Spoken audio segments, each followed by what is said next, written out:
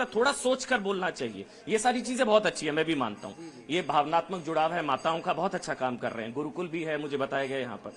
लेकिन आपसे उम्मीदें भी ज्यादा हैं, इस वजह से संभवतः लोगों का दिल दुखता है। ज्यादा हैं तो मैं उम्मीदों पे खरा भी तो उतर रहा हूँ। पूरे समाज की गंदगी को साफ करने की जिम्मेदारी है। और देखो सारे जो गंदगी में थे वो सारे बिलबिला के ऊपर भी तो आ गए प्रहार से। संतों की वाणी मीठी नहीं होती। आप टेस्ट ड्राइव ब्रिगेड की बात कर रहे हैं। हाँ देखो संतों की वाणी मीठी नहीं होती, संतों की वाणी कड़वी होती है। और कड़वी दवाई स्वास्थ्य के लिए लाभदायक होती है। इसलिए जो टेस्ट ड्राइव वाले जैसे लोग थे उनके लिए बोला गया था 4 जगह मुंह मारना, तो वही लोग सामने आए। देखिए फिर वो ये जो भाषा है ना अरे हम संतों बता रहे की, हैं कि- आप बहुत मर्यादित हैं, आपका एक पद मैंने है। केवल उस पर बात की कि जो मैंने बोला था ना 4 जगह मुंह शब्द मारने के। शब्द बेहतर हो सकते थे। वो बेहतर शब्द होते तो पूज्य प्रेमानंद जी के बेहतर शब्द थे, फिर क्यों विरोध हुआ? नहीं तो उन्होंने इन शब्दों का प्रयोग नहीं किया ना। क्यों विरोध हुआ? फिर जब शब्दों का प्रयोग नहीं किया तो फिर विरोध क्यों हुआ संत पूज्य प्रेमानंद जी का? इसका मतलब विरोध क्या शब्दों मतलब का- है इसका?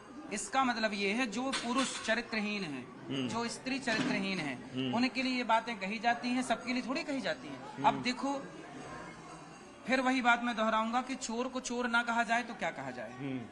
और कहा जाए तो फिर बुरा लगेगा चोर को।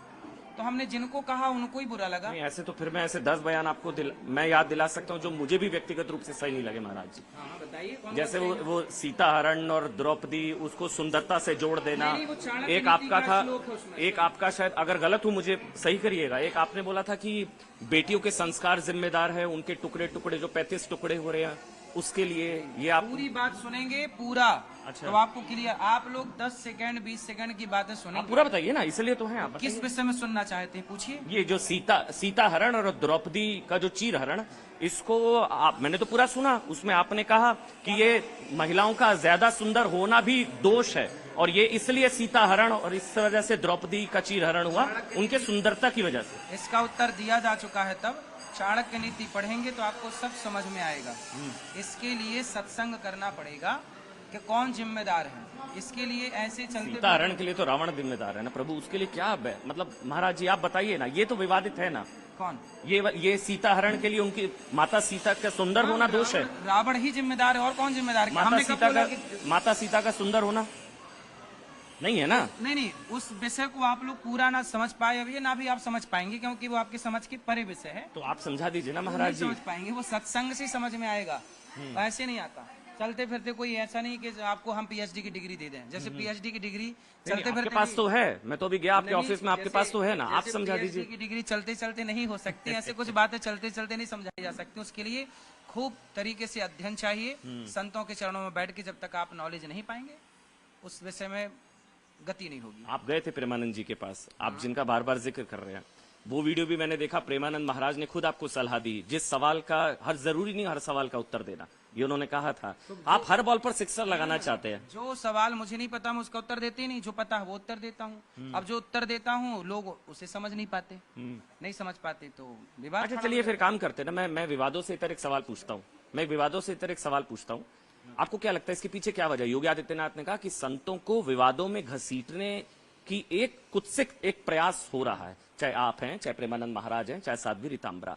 इसके पीछे कुछ पॉलिटिकल लगता है या आपको लगता है कि हाँ संतों के खिलाफ या सनातन के खिलाफ या हिंदुत्व के खिलाफ, इसलिए आप लोगों को घसीटने की एक कोशिश है? बिल्कुल कोशिश हो सकती है, क्योंकि देखिए संत लोग ही धर्म की बात करते हैं और धर्म की आवाज को डाउन करनी है, नीचे करना है तो संतों को बदनाम करिए, संतों पे उंगली उठाइए, अपने आप धर्म नीचे हो जाएगा। संतों से ही न धर्म फलता और फूलता है।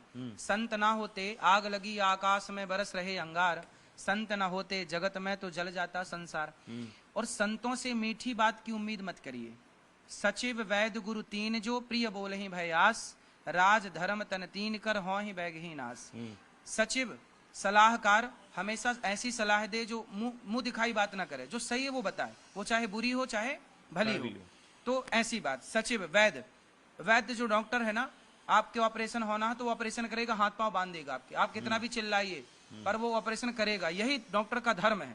ये नहीं कि चल भाई अब तू दर्द हो रहा मैं तेरा ऑपरेशन नहीं करता। ऐसे ही संत हैं, तुम्हें बुरा लगे अच्छा लगे कड़वी लगे लेकिन जो सत्य है वो संत नहीं कहेंगे। मुंह दिखाई बात संत करने लग जाएंगे तो फिर सब खेल बिगड़ जाएगा। धर्म का ये भारत है, और भारत धर्म प्रधान देश है। आपकी बात अखिलेश यादव जी को भी बुरी लगी थी जब आप वो कह रहे थे शूद्र मत कहो, शूद्र मत कहो, क्या हुआ था वो? अच्छा ये बताइए, अखिलेश जी कह रहे हैं कि शूद्र मत कहो। शूद्र मैंने कहा? मैं घर में बैठ के शूद्र शब्द ले आया क्या?